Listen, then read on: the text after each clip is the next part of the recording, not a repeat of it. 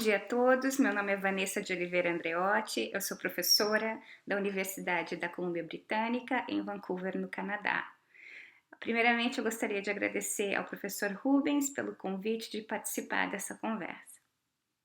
Então, o tópico dessa conversa é o entendimento global. Do que se trata, afinal? A minha resposta a essa pergunta se situa no meu contexto de pesquisa, ensino e vivência enquanto imigrante em diversos países e pesquisadora na área de educação global e educação para a cidadania global. Então, de forma geral, essa pergunta se relaciona a diferentes formas de ver e viver no mundo, que estão ligadas a diferentes contextos sociais, culturais e históricos. De certa forma, não há nada de novo nesse interesse para além do que é considerado local. Porém, essa pergunta adquire uma conotação diferente perante a crises planetárias que tornam obsoleta a distinção entre o local e o global. E a gente está falando aqui do contexto de globalização. De forma provisória, eu estou definindo a globalização enquanto processo de intensificação de mobilidade de pessoas, intensificação de interconectividades, de hibridismo cultural, de vulnerabilidade ecológica, mas principalmente de reconfiguração de relações econômicas e políticas fomentadas pela força do capital financeiro. Essa reconfiguração se remete à função do Estado em relação ao capital. Essa reconfiguração tem um impacto profundo nas relações sociais e institucionais. Por exemplo, ela gera novos discursos sobre a austeridade, sobre conflitos sociais, sobre o terrorismo.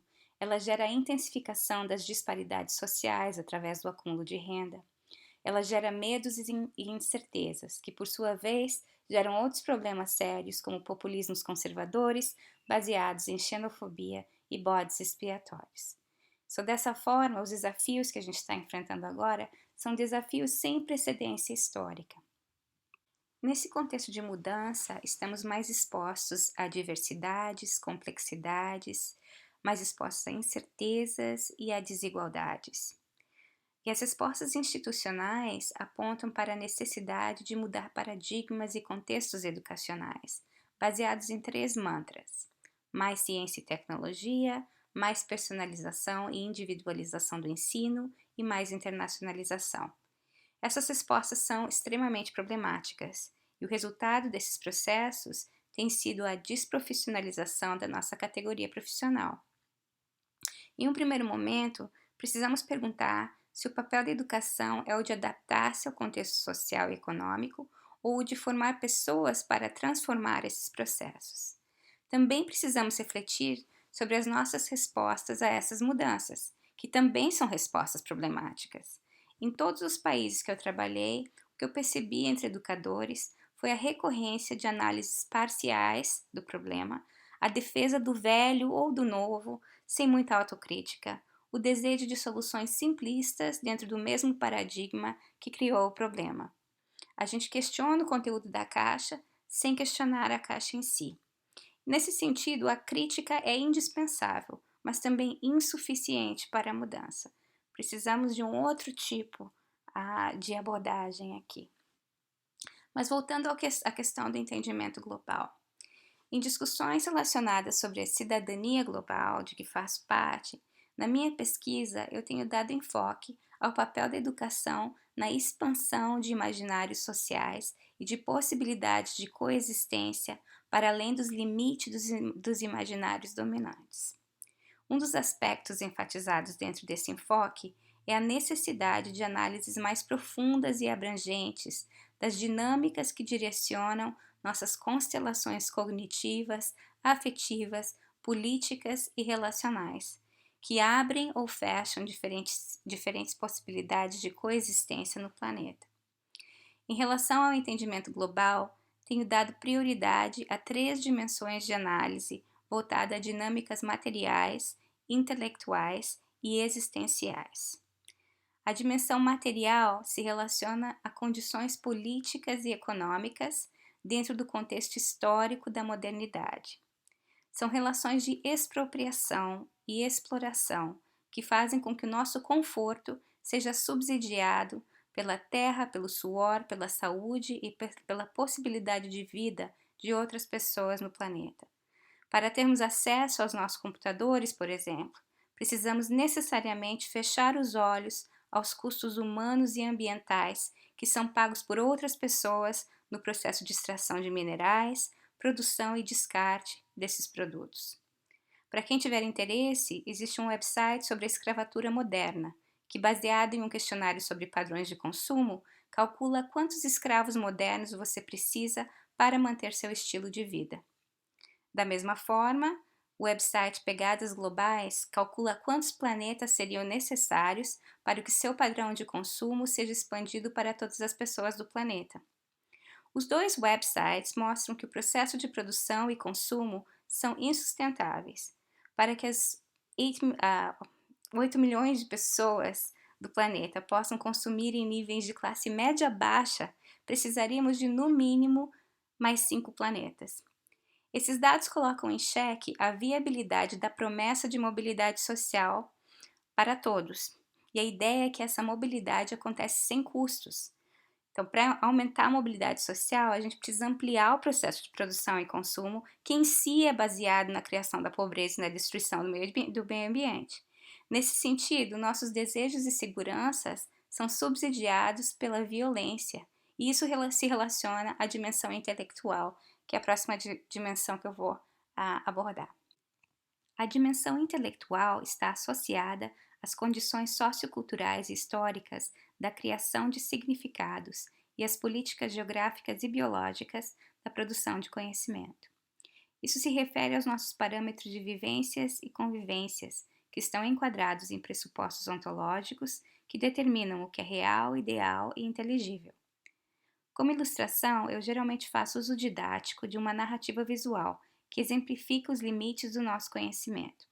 Eu convido meus alunos a imaginar uma plantação de milho, a colher e descascar o milho e a observar a colheita. Peço então que comparem suas espigas de milho a uma fotografia de espigas tirada em Pisac, no Peru. Nessa fotografia há milhos de várias cores diferentes.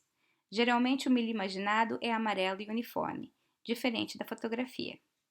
Essa imagem do milho amarelo pode ser usada como analogia à nossa incapacidade de imaginar milhos de outras cores. A persistência do milho amarelo também pode ser usada como metáfora para formas de pensamento a que somos expostos através da educação. Uma forma de saber que não percebe que não sabe, que se imagina ilimitada e não reconhece seus limites. Esse tipo de educação propaga o mito do milho amarelo como a única possibilidade de progresso, desenvolvimento e evolução da humanidade. Meu trabalho se relaciona à trajetória histórica desse mito, produzido através da educação no mundo inteiro. A questão principal que eu enfoco é a divisão da humanidade entre aqueles que lideram ou freiam o desenvolvimento, quem é visto como ser humano completo, normal e inteligente, e quem é visto como deficiente, anormal e quase humano. No âmbito internacional, isso se traduz em hierarquias de desenvolvimento. O mito que se espalha é que a riqueza é produzida através do conhecimento.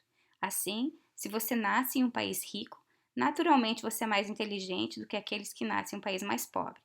Um país emergente, como o Brasil, é aquele onde as pessoas estão começando a ficar inteligentes e são percebidas como ameaça para aqueles que foram os mais inteligentes até agora.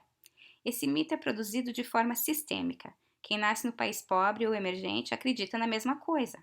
Eu vou dar um exemplo.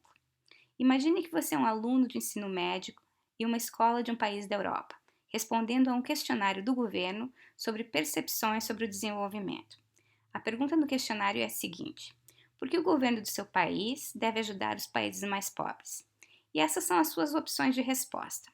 Resposta A: porque se não ajudarmos, as pessoas desses países vêm para o nosso país tirar nossos empregos e desequilibrar nossa economia. B: porque se não ajudarmos, as pessoas desses países mais pobres se envolvem em conflitos violentos e a gente acaba tendo que intervir. C: porque se não ajudarmos, as pessoas desses países mais pobres espalham doenças que nos afetam.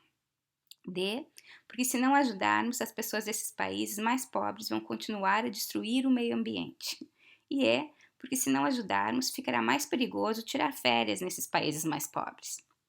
Nesse questionário do governo inglês, que foi aplicado em escolas da Inglaterra de 1994 a 2007, o aluno aprende a associar as pessoas de outros países com ignorância, violência, destruição, lixo, doenças e servidão, e a se identificar com as características opostas, como a inteligência, a benevolência, o merecimento, a honestidade, a limpeza, a liderança, que justificam sua superioridade, o direito à intervenção e a defesa de sua segurança frente à ameaça que o outro representa. Mas a gente sabe que isso não acontece somente na Inglaterra. Essas hierarquias de valor de seres humanos são reproduzidas de forma semelhante em diversos contextos. Meu interesse de pesquisa é no mecanismo que torna essa reprodução possível e tão abrangente na educação, e no desafio de se pensar a educação de forma diferente. E aqui entra a dimensão existencial, associada a questões relacionais e afetivas. Eu uso a palavra existencial como adjetivo relacionado à existência, sem relação com o movimento filosófico existencialista. Essa dimensão se enfoca nas nossas relações físicas, psicológicas e espirituais de interdependência, ao fato de estarmos conectados, independente dos nossos desejos de separabilidade, independência e autonomia. Para ilustrar essa dimensão, eu faço uso de estatísticas que apontam para o aumento de depressão, ansiedade, autoflagelação e suicídio entre crianças e jovens em diversos países de primeiro mundo, independente das classes sociais. No meu trabalho com as questões de saúde mental, uma conversa com um grupo de jovens me chamou a atenção. Eles viam a escola como lugar de entorpecimento e negação dos problemas enormes que eles já sabem que vão ter que enfrentar. Eles fazem parte da primeira geração, desde a Segunda Guerra, que não tem perspectiva de melhoria em termos de ascensão social. Se a mobilidade social é a história dominante que contamos na educação sobre o sentido da vida, é natural que esses jovens estejam insatisfeitos com a escola e desiludidos com os sentidos associados ao propósito da vida. Na nossa conversa, os jovens comentaram que a geração deles é a mais narcisista e também a mais decepcionada com a falsidade das promessas feitas pelas instituições modernas e com a falha da educação em prepará-los para um futuro cheio de incertezas e dificuldades. Nesse sentido, o entorpecimento acontece pela redução de possibilidade de existência. A educação entorpece o nosso sentido de entrelaçamento com o mundo, direcionando o ensino a uma individualidade patológica, de apaticidade, competição, consumo e isolamento. Essa conversa aponta para a necessidade de ressensibilização, para a conexão que alimenta o sentido de entrelaçamento e que também nos chama a responsabilidade para a proteção de diferentes formas de vida. Dessa forma, o entendimento global inclui o limite do conhecimento cognitivo, abrangendo assim as questões de comprometimento visceral com o planeta. Esse entendimento de cidadania global é compartilhado por muitas comunidades indígenas no Brasil e no exterior.